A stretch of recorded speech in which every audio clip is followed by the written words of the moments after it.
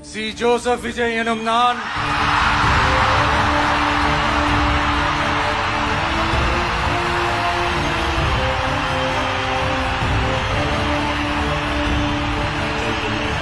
சட்டப்படி அமைக்கப்பெற்ற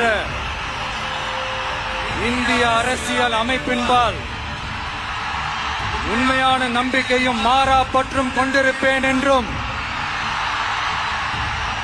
இந்திய நாட்டின் ஒப்பில்லாத முழு முதல் ஆட்சியையும் உரிமையையும் நிலை நிறுத்துவேன் என்றும் தமிழ்நாட்டு அரசின் முதலமைச்சராக உண்மையாகவும் உளச்சான்றின்படியும் என் கடமைகளை நிறைவேற்றுவேன் என்றும் அரசியல் அமைப்பிற்கும் சட்டத்திற்கும் இணங்க அச்சமும் ஒருதலை சார்பும் இன்றி விருப்பு வெறுப்பை விலக்கி பலதரப்பட்ட மக்கள் அனைவருக்கும் நேர்மையானதை செய்வேன் என்றும் ஆண்டவன் மீது ஆணையிட்டு உறுதிமொழிகிறேன்.